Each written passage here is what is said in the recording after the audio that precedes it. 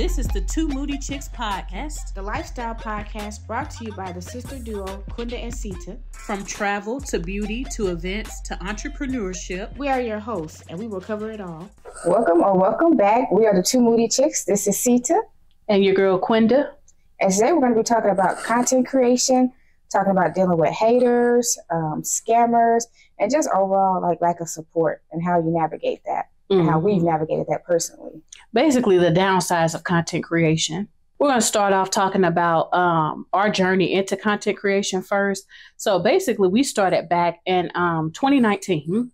So it was just kind of on a whim for us. And we were just, I won't say bored, but just kind of like curious. And we started on YouTube, actually. Yeah.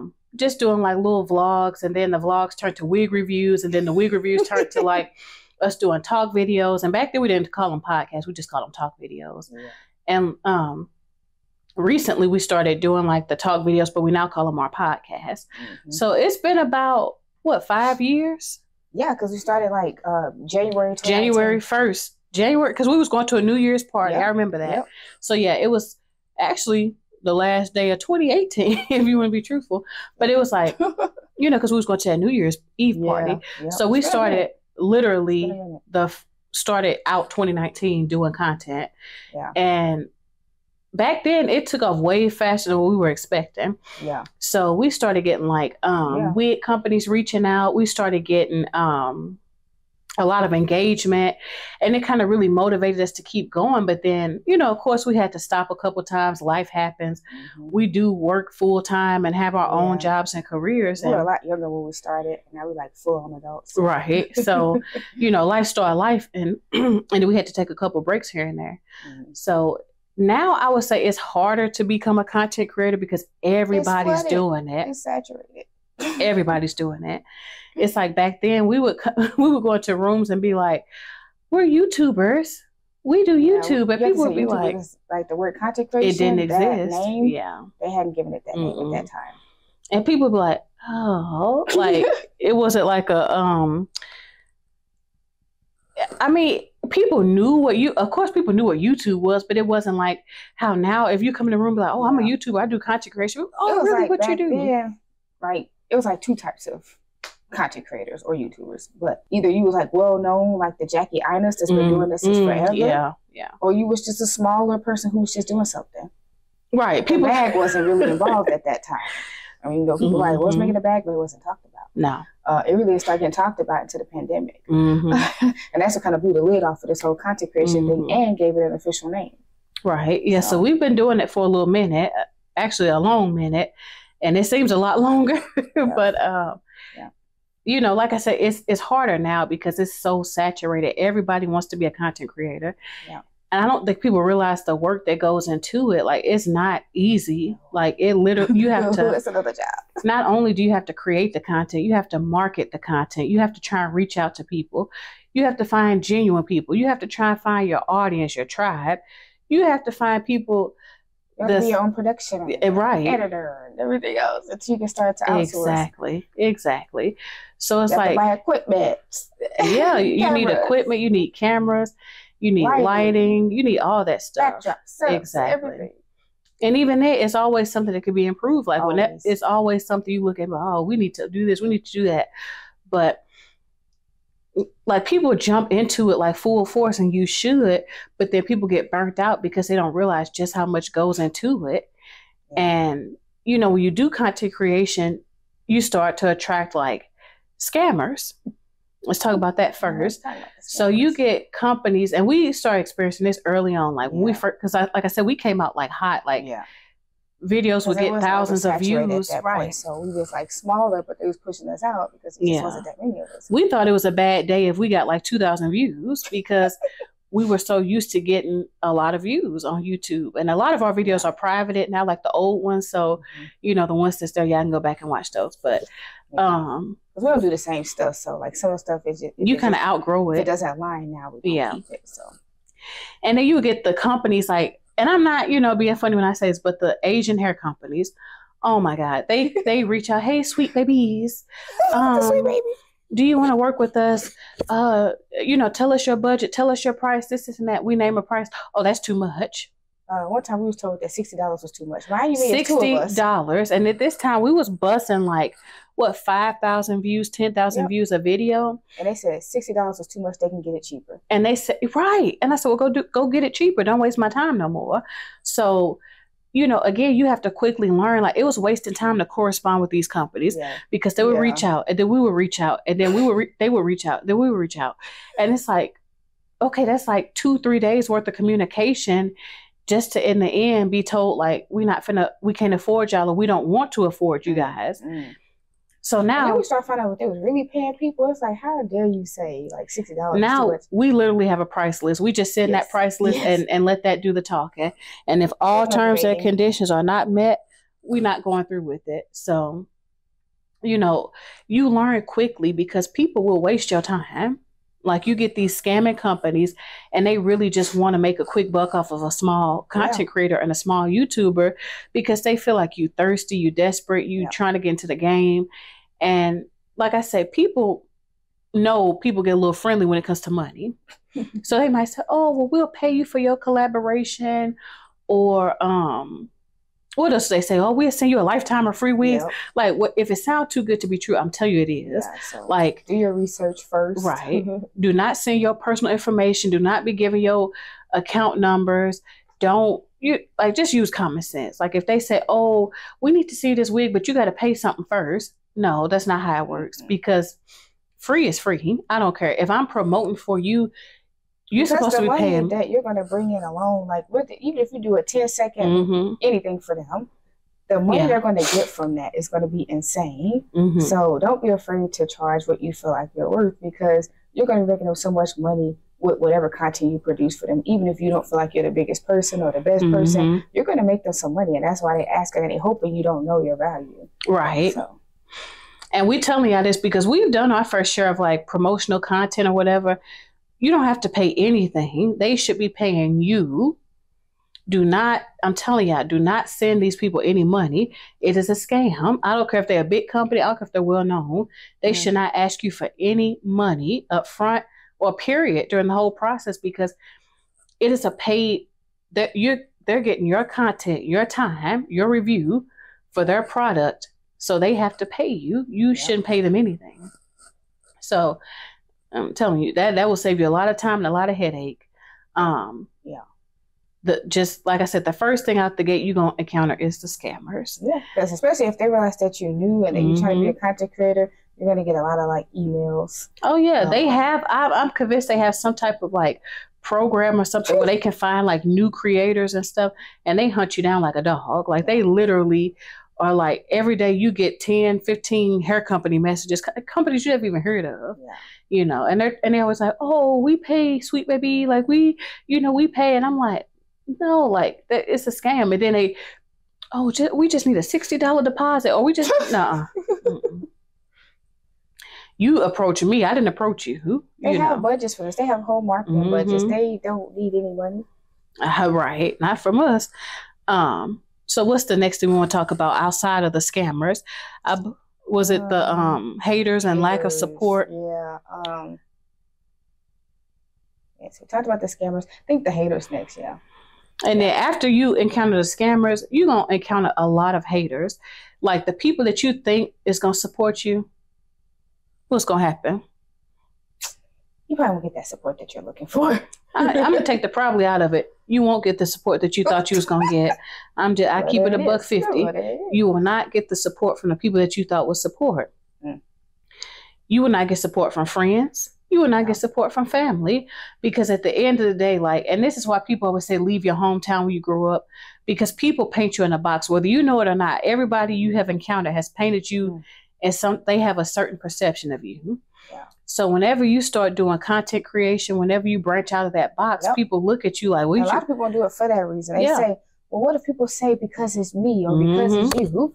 Do it anyway. Like, they probably was watching you anyway. They probably was talking stuff about you before. So what's the difference now? Now what you stand the opportunity to have a career? Exactly. To get paid? to fulfill your dreams. Right. So people have you painted in a box.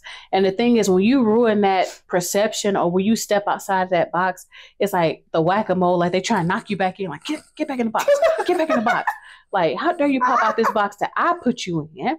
Yeah. You never once came out your mouth and said, hey, this is. And that's why we started doing St. Louis content, because we used to do St. Louis content for a little bit, but they kept trying to put us in a box. And, you know, people wasn't really giving us the opportunities they was giving everybody else. No. You know, getting invited to tables and then getting disinvited. So, you know, you just got to be careful of that. I'm just going to say the little mess that's going on in St. Louis with the radio stations and all that stuff. I could believe Andrew to a certain degree. Ooh. I can't say everything that man said is true because y'all know he be into some stuff. But I don't think he's lying about everything and how it went down. If y'all from St. Louis, y'all know we talk about, we're going to say the whole team. Yeah. The whole team. The whole team. But St. Louis is a shady place and it's clout-based too. Yeah. Because they didn't give us a chance. And that I will say. That means they people will hate on you. Was given a tiny bit, and then it was snatched away. Yeah, and we've never really been invited to anything since. We've applied to things. We've applied to different companies here. We've applied to some main companies, some heavy hitters here, and they will not even look at our application. They won't push us through. We are not content creators. Leave it to them. Right. So that's a form of hate because we can't get ahead that way. That's a prime example. So we actually had to pivot because of that. Of people boxing you in. Yeah. You it's know, like, it's you know, it's like they give you, it's because it's you type thing, and then people are trying to tell you like your worth. Yeah, and everybody know who Super is by now. Super that started the crayon case and stuff.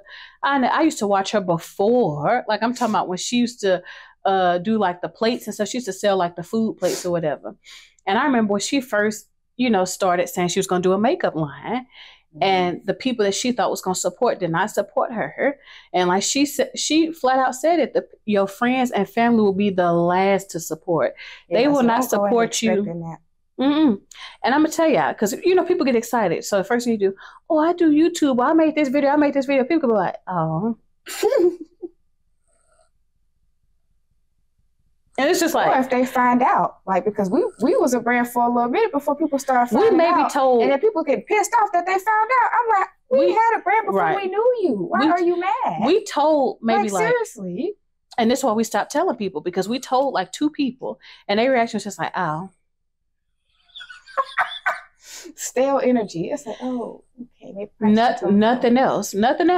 But every day they promoting other people, they promote their other friends, they promote other, you know. But then we announced ours, it was like, oh, okay.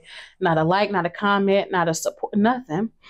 And then so now we don't tell people. Get so geeked off of other people's content. It's like, hey, right here. We don't tell people now. We let them find out when they find out. When they find out, you just done found out. When they find out, let us know. We be like, hey, can tell everybody. And some people be mad. They're like, why you didn't say, why y'all didn't tell us that y'all do YouTube? I ain't got to tell you nothing. So it is your personal choice whether you tell people or not. People are like, well, do I have to tell people? No. To save yourself a lot of heartache. You probably don't want to. At the same time, you probably shouldn't. For real, to save yourself a lot of headache and heartache. If you blow up big enough, they're going to find out anyway. They're going to find out. Because we ain't never, most of the people that know now, we didn't tell them. No, they found out because we had articles written about us. We had like all this. They found out and they just found out, okay? They just seen it somehow. It's like, right, so. Because we didn't get the reaction that we thought we would the first couple of times, so we just stopped saying anything. Telling our friends, but yeah. I mean, nothing much came behind that. Nothing at all came behind it. Yeah. So I'm telling y'all, like, when you first start content creation, and until you really get the big numbers and the support, your friends and family will be the last ones to really encourage it and support it. If anything, people going to try and make fun or knock it down, all your little stuff, or everybody, ain't nobody finna watch this. You're going to get more negativity than positivity. Yeah. Because people, because you have to like try and quiet the noise. And push past it. People tend to speak, like destruction into other people's dreams because they don't have the same dream, or if they have the dream, they're too afraid to go for it. So you can't let people like talk you out of something. If it's in your heart, like if every day you wake up want to do content, then you should just do the content, because either people gonna watch it or they not, and then one day people will watch it, you know. So just keep doing what you do. And everybody got like their unique things that they can share with the world. So don't let people tell you that, you know, what you have to offer doesn't matter, because it does. Maybe it's not for them, but it could be for somebody. Yeah. And, people, just don't let that stop you. And it takes a lot longer than what people think to really blow up, because like I said, I used to watch Super, like back when she was just funny, like telling her little stories and stuff from bed. I used to watch Funny Marco, and I used to just think he was so fine. Like, I know people like, you know, they crack on him a lot, but he is not, he's very attractive, you know what I'm saying? Like, and I thought that even back then when he was just, you know, run up to people doing them little skits and pranks or whatever. But he had to get it out the mud. I'm sure he heard a lot of no's, there's a lot of rejection. And now when you own, of course, everybody, oh, you know, people love to support you when you had the support. But when you need the support, that's when people do not support you. Like, it's like you can beg for support and you will not get it. Because, and then the more you beg, the more they're not going to give it to you. Like, something I see so common, like when I'm just like scrolling social media, like especially in the local sense, it's like so many people here in St. Louis is begging for people to put them on and to support them. Forget them people respectfully. Right. Like, keep going. Why are you begging to be seen by certain people who you feel like are the pillars? Like, forget the pillars. Do what you need to do. Keep your head down and keep working. Like, people, like, I just get so sick of seeing the crying. They won't support me in my business, and they don't. Who is they? Who is they? If you got to beg for a seat at the table, you're going to have to beg to keep it. And that's the difference between us and them. Like, that's why we kept going regardless, because you cannot tell us who we are or whether we should keep going or whether we should stop, because you don't see the value. Like, people always act like somebody else got to give them the approval. They don't. No. Stop looking for it. Because if people know that you need their approval, they're not going to give it to you. And I always say this little quote. I said, I'm not finna get nothing on my knees that I can't get on my feet. I'm not finna beg nobody for nothing. If I got to beg you for something, you could keep it. This is not one of those things where people have to let you in. You really just start doing it. Let yourself in. The support will come. The views will come. But if you try and beg for people to do stuff, you're going to be forever indebted to them. Like, if you have to beg to get let in the room, you got to beg to stay in that room. Keep grinding, because one day they're going to be begging, trying to ride your wave. So that's why I say, like, you know, content creation is not for the weak. If you know, self-conscious, if you can't speak for yourself, because you always going to have somebody trying to tell you, how you should run your brand, how you shouldn't run your brand, what you should do, what you shouldn't do, what they going to do, what you, no. If something is working for you and it has been working for you, and you know that, okay, this is the best it's going to get for me, and I don't feel like I need any improvements, I would say go with that. Right. Because people always say, we need to do this, and like, unless you feel like you need to change something, don't change it. See, the thing with us, especially me, I'm stubborn to a fault. Like, if I feel like something is great, I'm not going to change it, because it's been too many times I've been right. You know what I'm saying? So for me to so it'd be going against yourself, like your own instinct. It's going against my own intuition. Like, if I let you talk me out of something, that I go to sleep and dream about it, wake up and envision it, and I let you tell me, oh no, do it this way. What, you know, like I don't let you walk me out of my dream, basically. So, you know, I whatever I choose to do, like I said, if it flop, it's gonna be my flop. If it succeeds, it's gonna be my success, because this is my thing. It's my passion. It's what I had envisioned when we first started it. So that's how the train gonna keep rolling, you know. And so many times people try to take over and tell you how your stuff is supposed to be.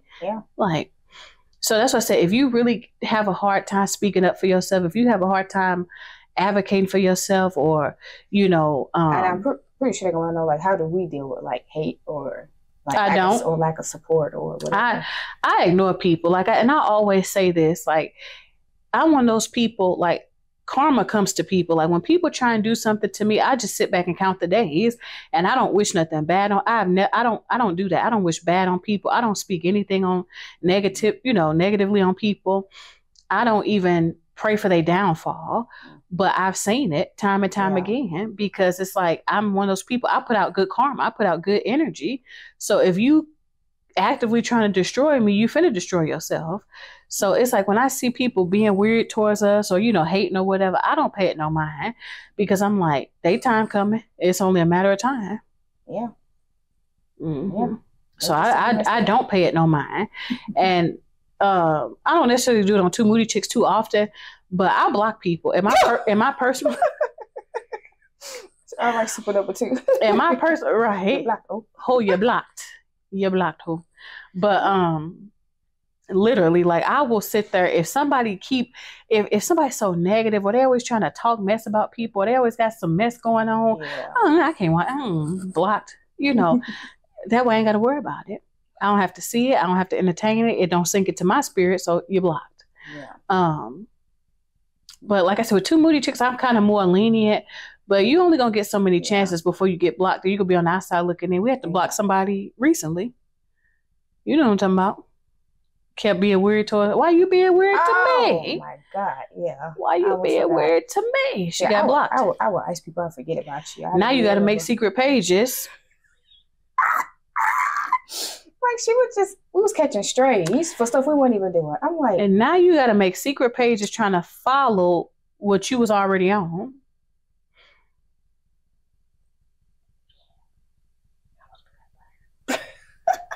I block people unremorsefully. I almost blocked myself one time. How you block it? What? I be blocking so good. I be hitting the block on there. Block. The block queen. I had family members joking with me. They was like, please don't block me. You got one more joke before you get blocked. He was like, all right, one more. Don't block me, please. People, I block in a heartbeat. I done blocked Cita a couple times. She ain't know it. I unblocked her real quick. She lucky I ain't know. She lucky. So that's why I say y'all don't have to entertain negativity and stuff. Y'all don't have to deal with that stuff. If somebody keep being weird or somebody keep moving a certain way or you like they trying to, do weird stuff, just block them. It's not worth it because they sending you negative. They sending that evil eye your way. So they just, I'm saying, like, if anything, you're going to hinder yourself, keep trying to keep that person around. They not going to support. Yeah. I'm surprised that we don't get a whole lot of like hate or negative comments or anything like that. But I think people know better too. Like, I think they just know better. What do you say, Mulan? I'm cursing you, your family. Yeah. Like, for real, like I like don't do that because I don't do that to nobody. Like, don't come over here with the negative stuff. Yeah. Because I'm the sweetest person, but don't play with me. Like, nah, she ain't that sweet, but plain and simple. Like that person who we talking about who we blocked, she played with me. She found out for real. Right. She found out. Cita went on a rant and blocked her. Yes, I did. And I don't. But yeah, y'all don't have to deal with no negativity from people because it's gonna come. You might get one or two, or you might get a lot. It depends. Yeah. Like B-Love, she had more negative comments sometimes than positive, and like she said, either both days she got paid, so it don't matter. You really don't. Somebody's engagement. That's why they really don't care. Like right. If you spam somebody with negative comments, YouTube don't care. It's all the same to them. Okay. Sure. And then, so we finna move on to the next one. Mm-hmm. The copycats. Oh God. People love to copy off of small creators. Like it's, when we first started, we was doing like the wig videos and we would edit them a certain way. We ain't even gonna really put this person out there like that because we don't do wig reviews too much no more. But they started doing our exact edited, and we know this is how we did because we didn't see nobody else doing this. Okay. This certain style. Copy, and by her having a bigger following, people thought she created it, and she would try and like sub us and take little shady shots at us, and I'm like, you copied off of us. How dare you sit there trying to throw shade our way? You got this idea from us. Yeah. If it weren't from us, you wouldn't be doing this now. Yeah. So really, you're welcome, but it's just like people will copy off of small creators, totally take their stuff over, and then they get the credit for it, and they get paid for it, and that's just how it is. Like, so if you really try and gas at you by saying, "Well, copy it as a form of flattery," no, it's not. So you should just be okay with it. That's stealing, especially when it comes down to like money and people being paid. Because trust and believe, those bigger creators, they know that people gonna see their stuff first. That's just how it works. They know that they gonna get the sponsorship. They know that they gonna get the check for it. Yeah. So when you take from a smaller creator, really you stealing from that person. But I'm telling you, if you have something really creative and really good, the copycats are going to come, and you're gonna look around. You're gonna know 3, 4, 5 videos look like yours. You're gonna know it's the same music you put, the same clip, the same meme, the same whatever. And eventually, it becomes popular and everybody start doing it. But who start, you know, it came from you.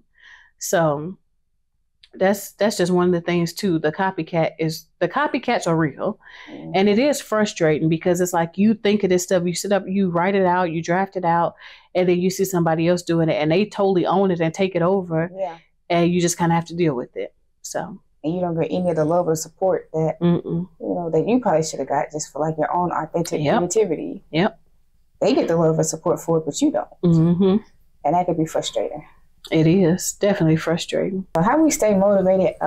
Me personally, I just keep trying to go with my creativity. Like I only just focus on the craft of it all. So like, there's definitely times where we don't get any likes, comments, whatever. Like it happens a lot on Instagram. We just don't get love on Instagram over there. Instagram is a weird place. It's a very weird place now. I don't know what's going on with it, but I just keep focusing on the craft. So I just keep looking for people who inspire me. I don't copy anybody, but I'm just looking for the creativity. And that's typically like how I stay grounded. And I come up with like fresh ideas just for doing that. I might unplug, you know, spend time in nature. You have to stay leveled. Like even with your 9 to 5, if you have one, like if you just work. But anyway, if you just work all the time and don't take no time for yourself, get out in nature, do nothing, you gonna go crazy. You literally have to just sometimes unplug. It's some days I don't pick up my cell phone. I know people think that's the craziest thing in the world. Like it's some days I literally don't pick it up at all. And I'm not a real TV person, but sometimes I just cut the TV on and just scroll through. Oh, I forgot about this show. Or, oh, this kind of cool. It is. And sometimes you just need that because social media in itself is hard. If you keep doing no breaks, you're gonna burn out. So I unplug. I find motivation in other places, maybe other content. And social media itself, even if you're not a content creator, could be overwhelming. It's information overload. I'm convinced our brains was not meant to take in and process this much visual stimulation, this much of other people's opinions. It's hitting you at a rapid pace every few seconds. And one thing can make you feel happy. One thing can make you feel sad. One thing can make you feel depressed. Oh, there's an accident, this, or it's like, it's pulling you too many different directions. And most people don't have the bandwidth to deal with it appropriately. On top of your everyday life. So it's like you have to unplug. You really do. You have to. So yeah, like get outside, get in nature for real. Take your shoes off. I know it sounds funny. Take your shoes off and walk in the grass. You'll be surprised what you like. You feel like like an energy. Go spend time with your family. Exactly. Yeah, because you know we got a little BB running around, or a little cat, and I have an axolotl or whatever. They're not for the weak. They are not for the weak. But, you know, I sometimes, and I'm a plant girl. I love house plants. So, like, I know it sounds corny, but I just, you know, unplug. I don't think about how the video performing. And I just water my plants and look at them, you know, spend time with my animals. I might go take a walk. I might just watch TV. But it's like, don't hyper focus on it because it will come eventually. It comes faster for some people. I heard somebody say one time telling me he didn't really pop until his like 100th YouTube video or something like that. They say on average, I think it's what about the average, though, between 5 to 7 years to become like a big. It takes time. Yeah, it takes time. One person said 9. Not around that mark, like so. I feel like we still might have a few years before we pop, and that's okay because we have our expectations in place. So that's it too. Have your expectations in place. Don't put so much pressure on yourself. Like don't. And I know it's hard because, like, when you put time into making content, people compare. Yes, comparison. You might be in those groups, and you might be seeing people who I have 200 followers. I just comparison is the thief of joy. Do not compare yourself to nobody else's stuff because if it happened to them, it was their time. If it happened to you, it's your time. But I'm telling you, like, just run your own race. Do not be in the next person's lane. Don't worry about what they're doing. Thing you can do for like content creation. And keep your head on straight. Like, don't get discouraged and just be like, you know.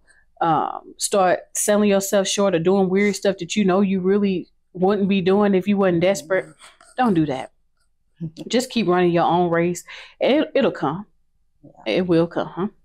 Because we've had videos do like numbers. I'm like, like what? I mean, just videos we didn't promote nothing, and it just busts because it all depends on what you talk. It's just the luck of the draw for real. Until you become like a big name, and then that's when you basically can guarantee any video that you drop. You can drop a video sitting there eating some. Want to see at that point. Right, eating a bowl of cereal. I mean, who's she eating that bowl of cereal? You know, so like, girl, look at you in that bowl. Like you don't because people know you. but you have to build your tribe. You have to build your people. And that's the hardest part, for real. Like, we just basically giving y'all tips and tricks and, you know, just our personal experiences that we've had being content creators and YouTubers and everything else and podcasters. And like I say, it really does. You know, you get your highs, you get your moments where you're excited and happy. And then you get the moments too where it's like, why am I doing this? Like, why am I wasting my time? Yeah. But like I said, if this can help you in any way, if you've taken something away from the video, or if you know, can relate to something, or even a scammer, if somebody tried to get you or something, let us know. We want to hear about what done happened to y'all. And if you do content, if you used to do it, if you want to do it, just tell us a little bit about y'all story and what y'all do and why. Because like I say, every journey is different. I've seen people come out the gate hot, and I've seen people take 10 years, and then all of a sudden it's like, boom. Yeah. It's like, whoa, how did that happen? Yeah, so, you know, it's going on. I mean, actually, Keith Lee was the same way. I don't know if people know that. Yes. But Keith Lee was doing a lot of different type of content before he settled on what he's doing. He used to do the funny skits and stuff, him and his wife. They was very young when they first started. Yep, he didn't have the locks or nothing. He had a little afro. You know, that's what I say. Like, he didn't give up, though. Now he is the Keith Lee. Now he's the Keith Lee. The Keith Lee. Okay. So it can happen to anybody. It really can. Just stay with it. It's like any goal or dream or whatever. You can't, you know, go to the gym one day and then be like, oh, my body ain't where I want it to be. It takes work. It takes time. You got to put that effort in. So, like I said, let us know y'all stories, and let us know how y'all feel about the content game. Do you think it's worth it? Do you think it's not? Have y'all done content? Do you want to do it? Do you do it now? What are you afraid of? Right. So, all right, y'all. Follow us on all social media platforms. It's your girls, the Two Moody Chicks. Peace. This has been the Two Moody Chicks podcast. Be sure to tune in next week to hear more from your favorite sister duo. And check out our social media and YouTube channel for more Moody content.